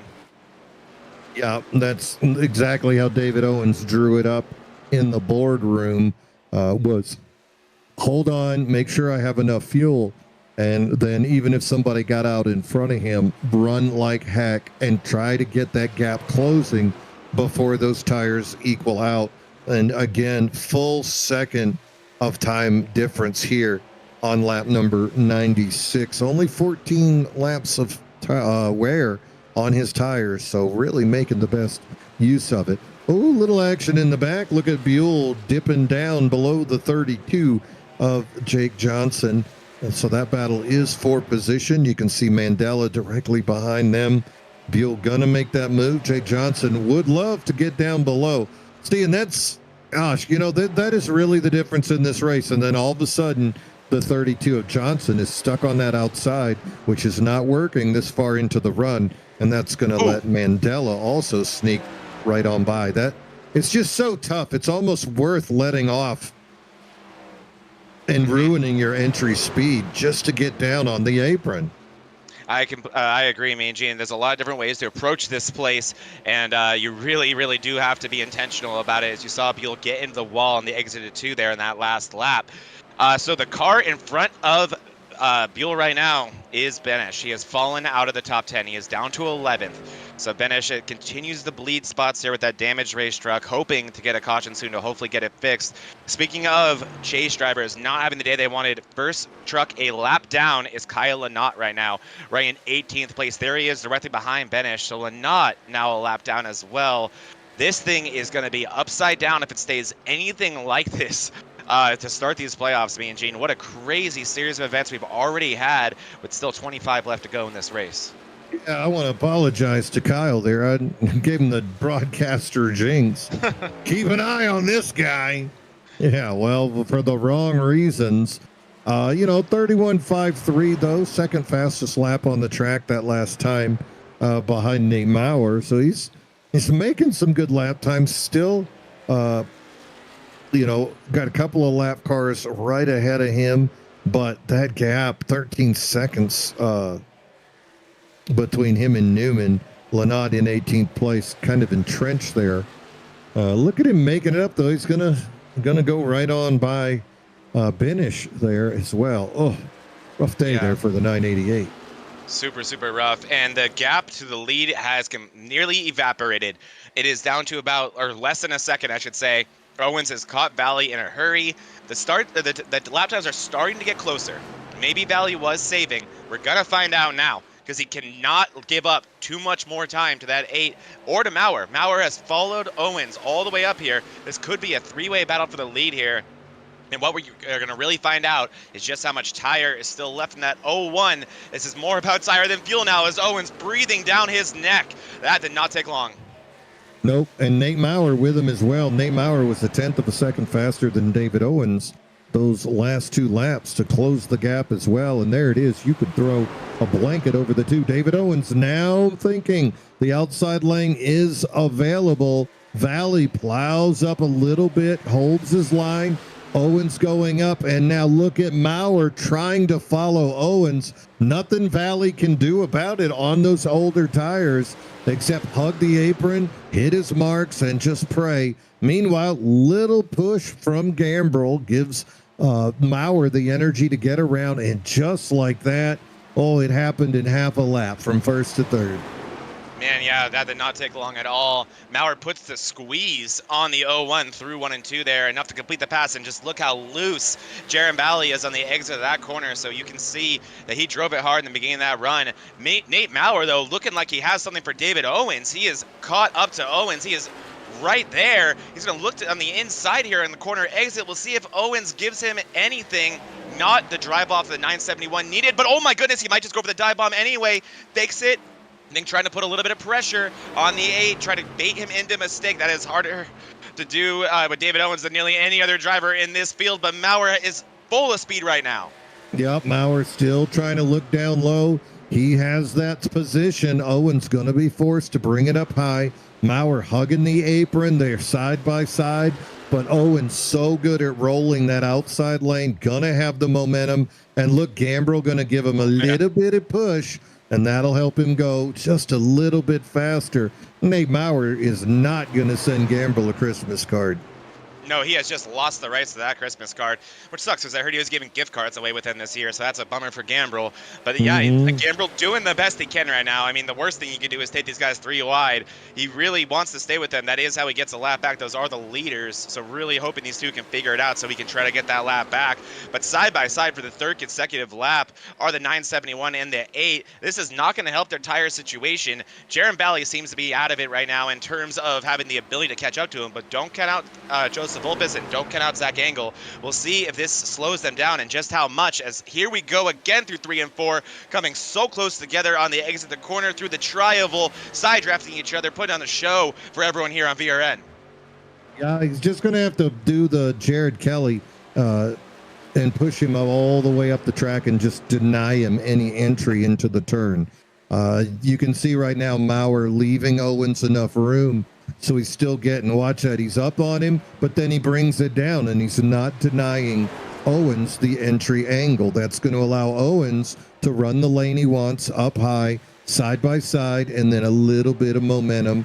Little side draft there. They get real close to each other. That just means no one's going to get an advantage. And there it is again. Look how quickly Maurer goes down to the apron. He's just not taking away the entry angle for David Owens. If he wants to win this race, he's gonna need to do the 55 maneuver and just pinch him up against that wall and deny him that entry. I mean, to be fair, Jared would have crashed by now, but you're right. That is his racing move that we usually like to see. But I don't mean like his fault, just the luck that we've seen the 55 have. Oh man, the pass was complete there. What? Owens gets into the rear of Maurer. Wow, and Maurer down in the grass. Look at that. He went with the Austin Dillon instead. And then he tried his own version to pass the grass, and Owens gets it back. Does Maurer return the favor? Is there a receipt coming? I hope so, for my benefit. We're on lap 109. There is 12 laps to go. Great racing up front. These guys continuing to do battle, and he's at his quarter again. Oh boy, this is not what the 8 of Owens wanted to see, is that 971-2 is inside with a favorable position. He can return the favor or he can try to make the pass the right way. I would not be surprised if he drives them all the way up the track right here. He doesn't. Look at him, how clean he's being. Meanwhile, tight. Jaron Valley into the pits. That is how it went down. All right, so Gambrel still sticking back. Here comes Newman in the 08. Gonna go 3 wide on the outside. Don't do that. He's got. No! Three. Oh, he gets both of them. He got huge hit. Oh my gosh, Maurer is done. He hit in that worst possible place here. The Davey Allison spot. Do you remember the All-Star race here when Kyle Petty, you're a Kyle Petty fan, got in the Davey Allison? That's what just happened. Watch this replay, guys. Oh my goodness. Newman, I hate to be mean here, but you broke rule number 1, my friend. You don't do this. Hey, he's Florida man racing. He can do what he wants. So, yeah, there it is. I mean, you clearly already see the Florida man rubbing off into him. Loose out of 4 into second place of Owens, who then collects Maurer. And keep your eye on this 971. We're going to do it for Davey Allison right here as Gambrel's thinking, okay, I guess I'll take my lap back that way. Oh, this is going to be a massive hit. Jeez. Wow. That's going to be all she wrote for the 971. Owens, however, I think is going to be okay. Yeah. So, yeah, Owens not going to even fall into the pit lane here. Check this out. Not even going to go into the pit lane, so no penalty, I don't think, there for Owens. Looks like a little bit of damage in the 8. He's going to have to get that fixed. It's going to be a longer pit stop for Owens, I'd assume. And I think a lot of his competitors, Mean Gene, just aren't going to pit at all. But, oh my gosh, you know who just came to my mind? Is Jaron Valley a lap down? He's going to get that lap back. Jaron Valley is going to get the wave around here. So this is going to be very dependent on who wants to take those 4 tires. Because if anyone wants to do anything cute, maybe take 2, do something like that. Jaron Valley is going to be in a very advantageous position. Looks like most people are going to take 4. Can't blame him. But I mean, all things considered, that's pretty much the best situation for Jaron Valley, right? Let's go down to the pits. Hey, Joe, you're down in the pits. What do you see? In Jaron Valley, did he go 4? Did everybody go 4? What's the talk of the town? So everyone that pitted there did take 4 tires. That was on the lead lap. So everybody's pretty much, Kyle and Ott got the lucky dog there. You're going to get some wave arounds here as well. Jaron Valley going to get back on the lead lap along with Adam Mailhot as well. And then, of course, Zach Williams will also get back on the lead lap with a wave around. But look at the car right behind the 89. That's the 32 of Jake Johnson. He is on very old tires here. Last pitted on lap 76. He decided to stay out, not do anything at all, and he's going to take the lead here for this restart. 32 of Jake Johnson, Florida Man Racing, rearing its head up in the front, up 17 spots. Behind him on fresh tires, David Owens, Joe Volpis, Zach Engel, Justin White, Paul Ferdiani. Look at Tommy Fox making his way up into the top 7. Rick Mandela being shown on that same 4th row. And Jake Johnson. Neal, and sorry. What did he do? He just drove past the pace car. I think he thought he was the wave around car.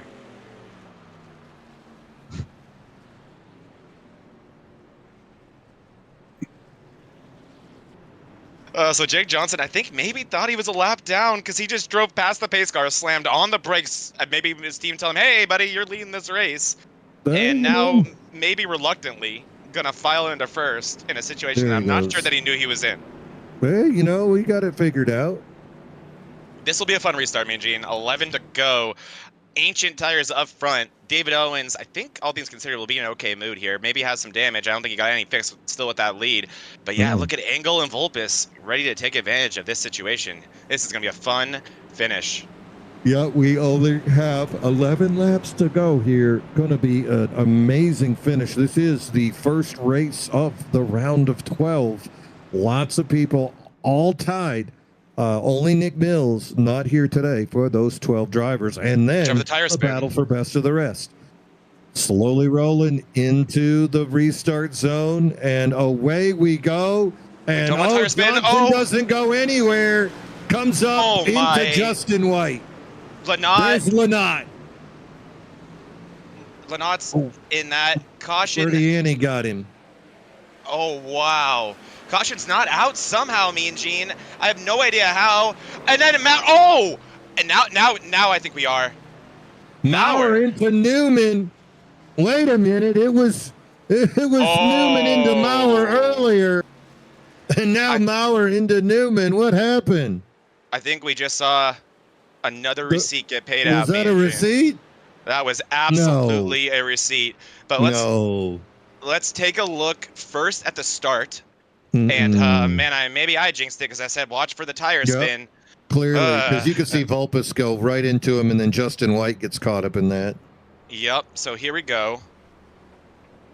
Look at Volpis is like, that just sets it all off, and then lots of cars. Stephen Neal. Here's Maurer. I think he collected more damage. He drives through the wreck, and he just coincidentally finds Wayne Newman, and he does not waste the opportunity. Did you see Tommy Fox? Tommy Fox is like, not me, not me, not me, not me, not me. Exactly. I'm not Florida. I'm not from Florida. I live in Indiana. Leave me out of this.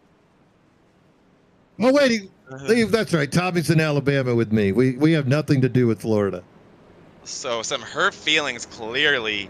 Not anymore. In the field right now. Not anymore. Not anymore. I feel pretty good after that. Yeah, let's take a second to compress, and let's hit a commercial. What do you say, Smoking Joe? Oh yeah.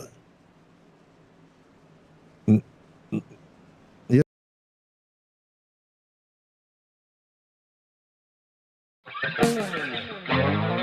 What's this? Trophies. Look at these trophies. Oh yeah.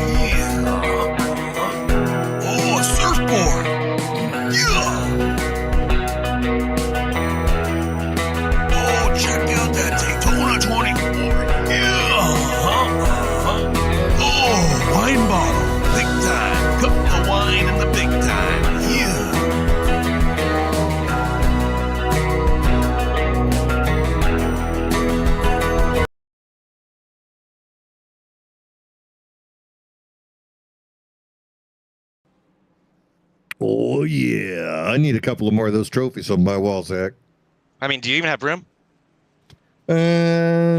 If I move some of those awards, I could put some of these awards there. It's tough. Oh, I know the It's feeling. yeah. So All here we right. go. Ooh, Whoa, Ferdiani's in looky. third. Okay.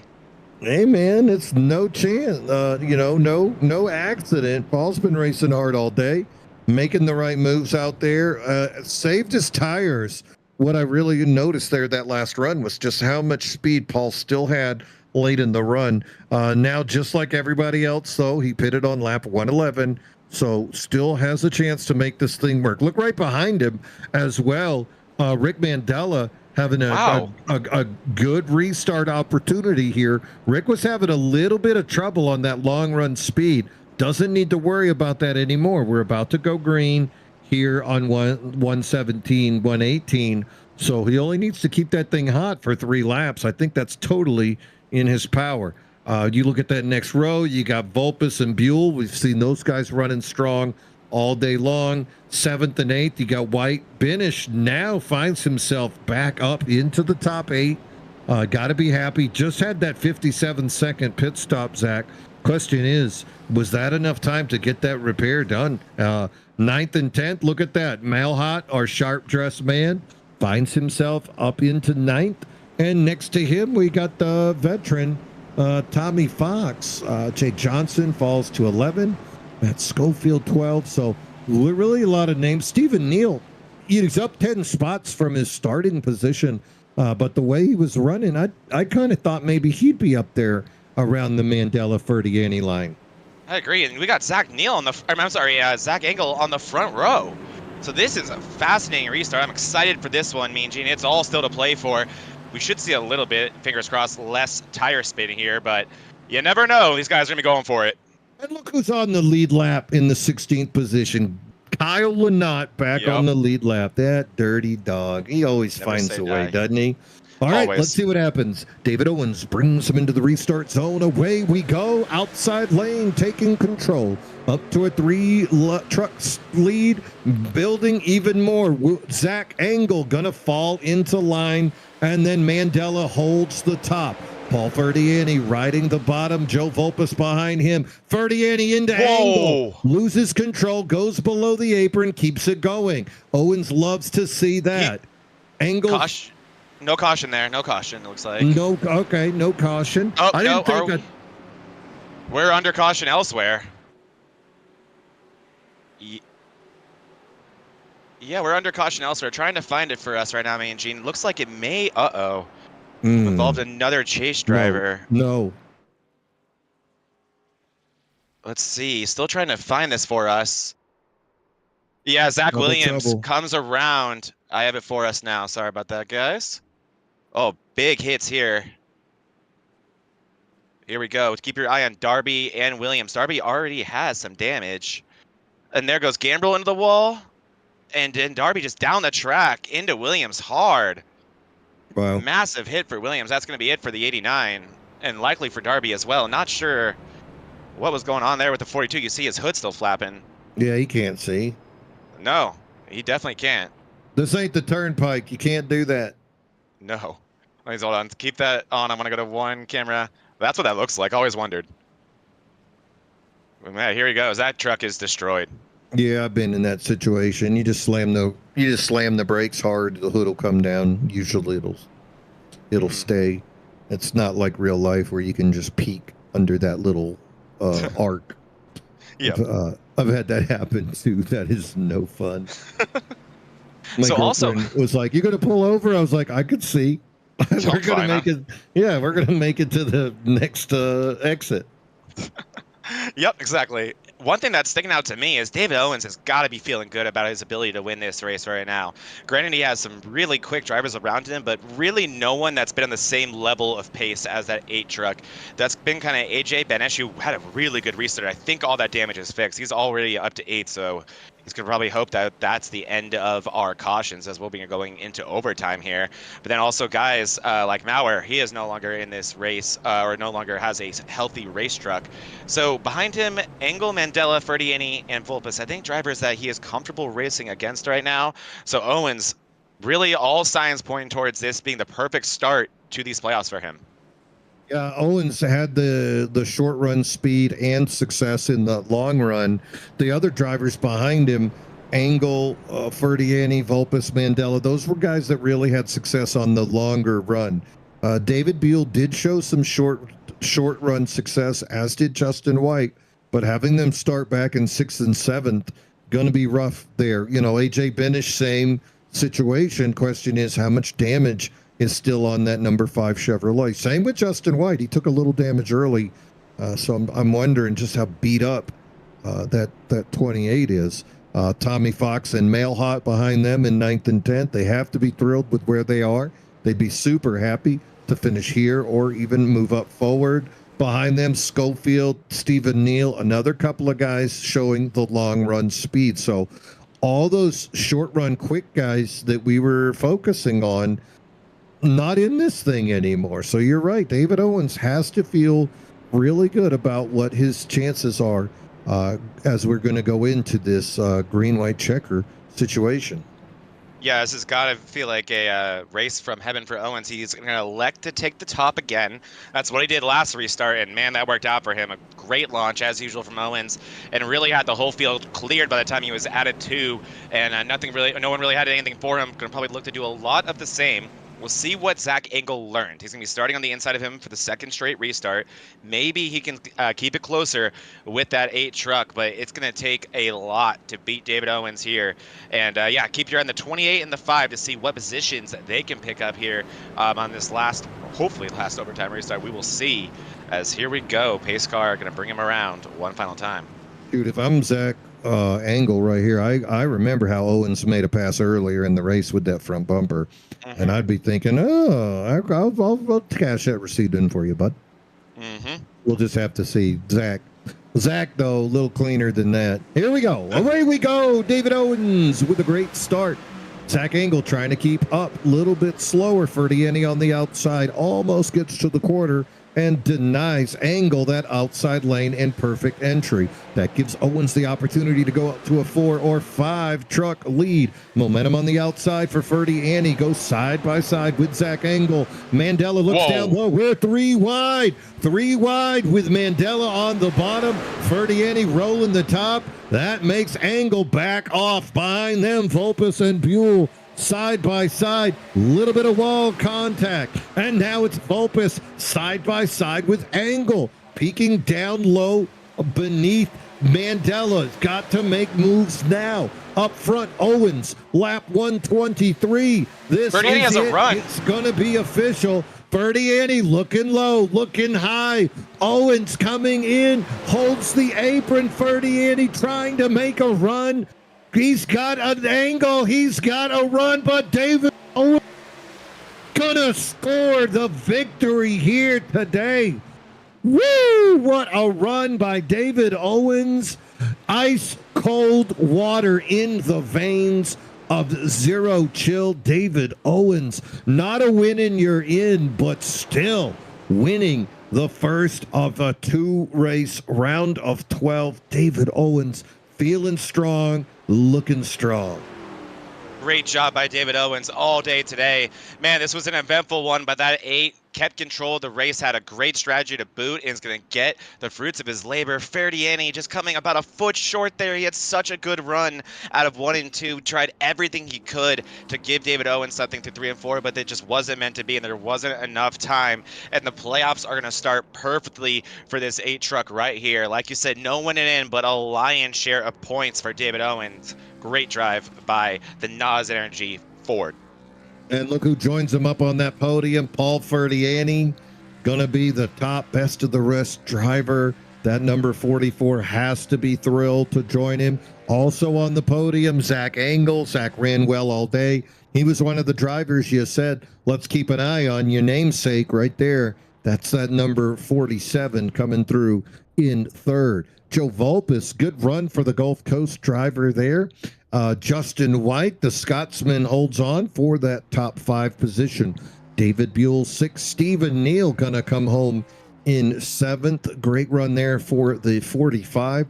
AJ Benish holds on for an 8th place. You got to feel good when somebody says you hold on for a top 10. I did the little air quote, the little danger quotes. After leading 60 laps. Yeah, after leading 60 laps. Tommy Fox going to step it on up, finish himself in 9th place. Rick Mandela had a good start there, but just up and down day for the number 3. Going to be happy to finish her off in 10th. Ricky Mandela, one of those guys that shot it for that 3-wide move on the restart. Yeah. And I think if you asked him if he'd do it again, he'd probably say, hell yeah, I would. You got to go for those opportunities. And Mandela putting on a show there.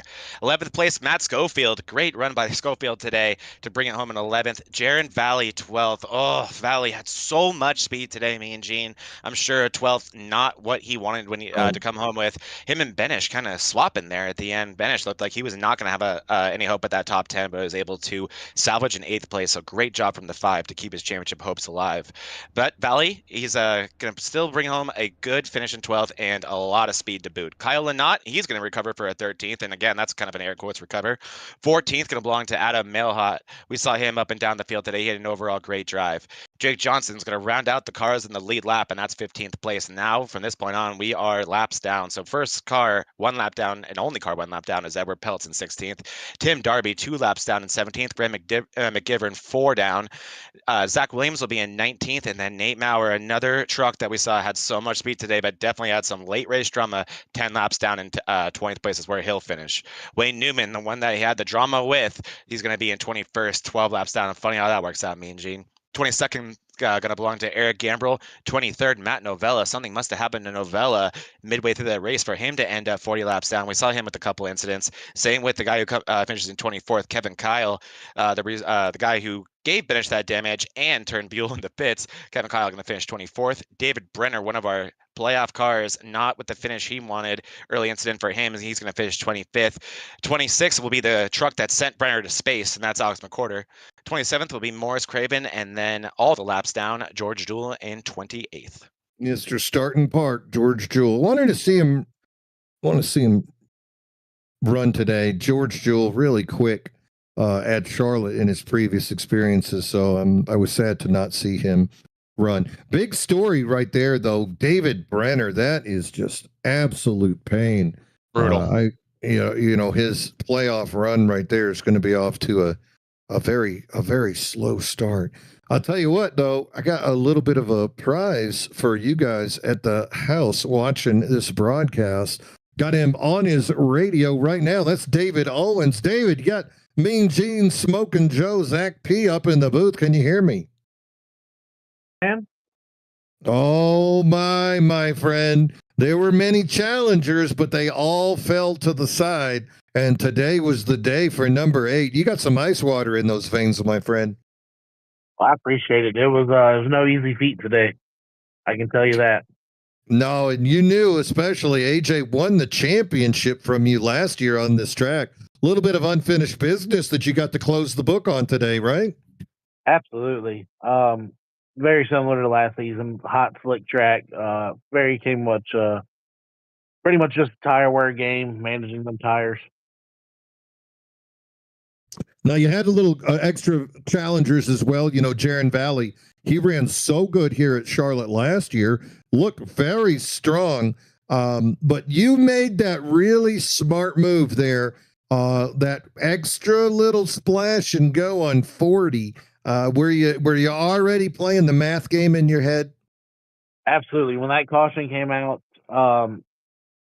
on 36, I believe it was, that first caution really just set it back from where, you know, you're going to have to make it a 3-stop race.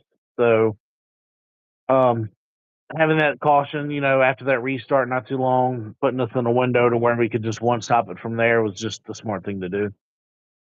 Yeah, many people have also following you down there, given themselves that opportunity as well. But 37 laps led today. AJ did lead 53, but you led that most important one. And those guys got caught up, a little bit of foolishness. Takes a little bit of luck, but a lot of skill. And that's exactly what you showed here today. That last restart, Zach Engel, I thought he'd be the guy giving you hell. How about that number 44 of Ferdiani, though? And he come out like a cannon on that last lap. Uh, Definitely was a little worried. I did have some damage from what you would call shenanigans from that earlier caution. So, Mm-hmm. little bonehead move there from a lap car. Might need some talking in the trailer later on, but I did. That's where my luck definitely came in handy tonight, was not getting too much damage from that. But I did have about 12 to 15 seconds, and it definitely showed there on that restart where I just didn't have the speed there. If it wasn't a green white checker, that was definitely Paul's race. Yeah, I was a little bit nervous for you not having the preferred line, but it seemed like you were able to get just enough of a jump on him where he could not take advantage of your damaged car. David, this is a really great start for you. Homestead next week, but going in there, you got a 3-point lead over Zach Engel. Cut line, of course, is 8, and you have got to feel good about a 11-point lead over Schofield down in 8. Captain of the Gulf Coast Racing Team, can you tell me anything that might have been said behind the scenes, plans moving forward? The whole McQuarter Brenner thing, just unfortunate circumstance? Definitely some unfortunate circumstance. I think Alex pulled a page out of Mr. Steve Lewis's book tonight by mistake.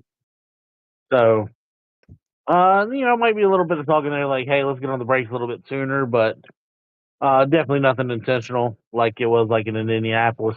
So, but no, we're gonna keep the team together. It's just some stuff happens. It happens. So we're gonna have fun with it. Keep rolling. Well, I didn't mean to put you on the spot there. This is supposed to be about your victory. Great run, David. Great run for the fans. Is there anybody you want to give a shout out to here today? Oh, shout out to all the guys that race in Bonfire. I know it's a growing league, so I know Newman just he was trying to be there, trying to be fast, be competitive. Can't fault him for trying to give his lap back, pressure tires, just there and toward the end of the race. You got to be a little bit smarter about things like that. But we'll continue to grow. Shout out to the guys that run the league: David Buell, AJ Schofield, Stephen Neal, all them guys. And shout out to you guys up here in the booth: Zach, Mean Gene, Smoke, and Joe. Y'all do a great job putting on this show every week. What, it is our pleasure, especially when we get to put on the high drama that we just saw unfold here on the mean streets of Charlotte Motor Speedway. Ladies and gentlemen, that is your winner today, David Owens. 36 laps led, and most importantly, that last lap, he is your winner today. Not guaranteed to go to the next round, but boy, it's gotta feel good anytime you take home a trophy here in Big Truckin' Tuesday. David, go have yourself a cold one, my friend. You earned her. Congrats, man. Yes, sir. I appreciate it, boys. So have a good night. You too. Wow, that was an exciting race. I mean, we saw a lot of challengers rise up, Zach, and then they just didn't have what it took to make it to the end. Whatever you want to call it, gumption, luck, guts, whatever it was.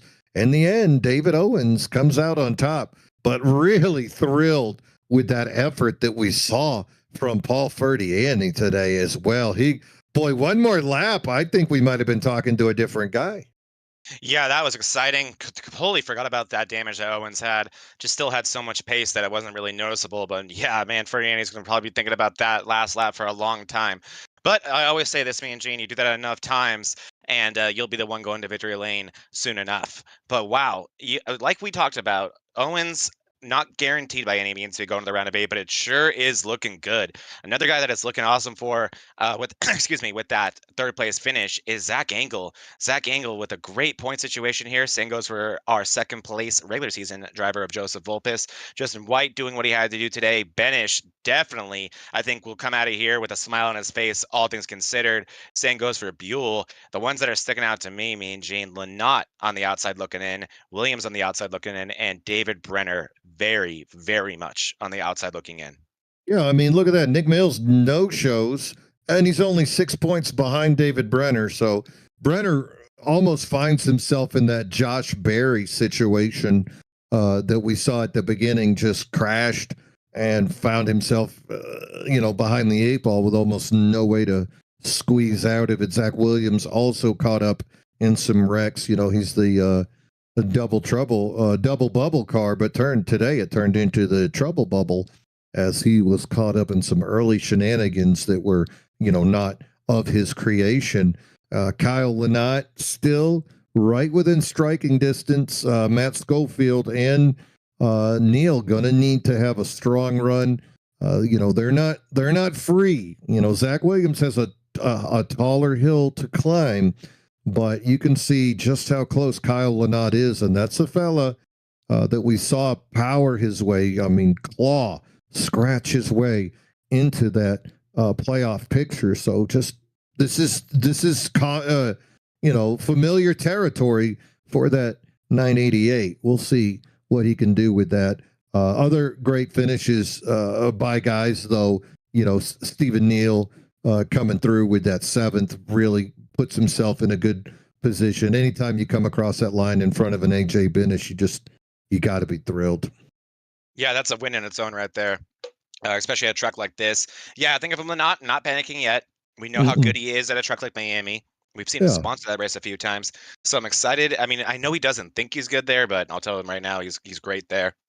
He's going to have to get that confidence where it needs to be. He's going to have to be better than Schofield and better than Neal by a few positions to make sure it's safe and that he can advance in these playoffs. Only 2 races, so you really don't have time to mess around. You got to go out there and then not have a bad race. We'll find out in just one short week as those boys will be doing battle. Down here, we're going to take a little peek at our best of the rest as they're moving around. Now, they started out equal. This is just the points accumulated in addition. All right, so this is just some points added up from where they were compared to how they finished here today. But for the best of the rest tournament, I mean, clearly Paul Ferdiani with that second place finish is going to be the driver at the top of that list as far as the elimination round goes. Also, as I look down the list, Tommy Fox, I believe he would be the second finisher today with his 9th place finish in that best of the rest tournament. I'm looking down on this list. Male Hot would be the 3rd finisher for the best of the rest tournament. We don't have Male on it. The That's yellow. Probably Peltz. Jake Johnson. Then. Okay. So Johnson and then probably Peltz, I'm assuming, right, in 16th. And then Peltz finished 16th. He's in that lead. Darby, is Darby in this thing? There he is. So Darby is, and that's going to be good for him. He actually was, without the reset, he was the last of all of them. So that's going to be a big day for Darby. Yep. And then McGivern right behind him. Yeah, so all those guys still in it. McWhorter will be the bigger one. McWhorter in that early incident with Brenner, and I think one of the favorites to come out of that first round is going to be digging himself out of a hole to get to that next round over Homestead. Troy Sand didn't make the start today. Sam Milliken didn't make the start today. So those two behind the 8 ball. So as far as the best of the rest goes, they're going to eliminate 3 at the end of next week's Homestead race. So only one guy really going to face elimination, considering that Sand and Milliken didn't make the race today. So the guy on the hot seat, as I look down here, looks like it's going to be between Darby and Peltz and Johnson. All 3 of those guys finished 15, 16, 17, all separated by 1 point. Yeah, it's going to be a McWhorter at the bottom. I forgot about Alex. That's going to be interesting. Watching McWhorter, he's going to have to put together a good points race there, and he's going to have the speed. And somewhere like Homestead, we saw him win over to Indy, another flat and fast track. So look for McWhorter to be fast to Homestead, but he's got to put together an entire race. I'm going to have to come up with a really good nickname for Alex McWhorter. I'm 'Cause excited that- to see what we come up with. Yeah, I know. I'm gonna have to come up with it because that guy, it's checker or wrecker, and that guy is just super exciting for us to watch. So that's the guy, McWhorter, going to be behind the 8 ball. The voice in our ear, Smoking Joe, giving us that info. We're gonna have to keep an eye, see what he does. Of course, there is some more racing on the Vortex this week. Tonight, Big Trucking Tuesday. Great playoff race here at Charlotte. More trucks tomorrow, Zach? Yep, we're going to do some more trucking tomorrow. We are going to Old Lana tomorrow, race 4 of the DDI RL Chase. And got some new guys over in the booth right there. We saw Johnny Live and Hillside Bullet make their debut in the booth last week. Really, really proud of those two guys. They'll be back calling the action tomorrow, so make sure not to miss that. And if you're signed up in the league, come race. It's going to be a fun one. Can't wait to see it. And then Thursday night, have the Thursday Thriller Truck Series. That will be continuing. And then we start it all again on Sunday when the Premier Cup returns, as we will find out exactly how that season will continue. Jason Landry trying to defend his title there, but Hard Chargers coming after him on Sunday. 5 nights a week here live or rebroadcast on the Vortex Racing Network. It's live for us, though, because Oh, yes. we're really here watching it. And I don't know, but like tonight, no clue what's going to happen. And so super exciting to see exactly how that ended. So David Owens, he does take your victory here today at the Big Truckin' Tuesday back marker 180. Want to thank our sponsors, of course. Thank you, Edward Peltz, our main sponsor here for the back marker 180. LeagueNewsWeekly.com. Today, AJ Benish was the poll award winner. Thank you, LeagueNewsWeekly.com. And KK Woodscapes, sponsoring across the board. Multiple platforms here on the Vortex Racing Network. Thank you so much, Kevin. If you guys got a trophy you need made, fantasy football, any fantasy sport, softball, talk to Kevin. He can get you wood memento of all of those occasions. That's going to wrap her up on behalf of the entire 3-wide team. It's me, Mean Gene Money, Zach Panzarella, Smoking Joe in the booth. Big thanks to our league admins as well. David Buell, Matt Schofield, AJ Benish, Chris Smorrell, David Medina, all the boys that make this thing possible for us to bring you these lovely broadcasts. We'll see you next week at Homestead, as it will be eliminations on the board. Who will make it and who will be sad? Have a good night, ladies and gentlemen, and bottoms up and hammer down.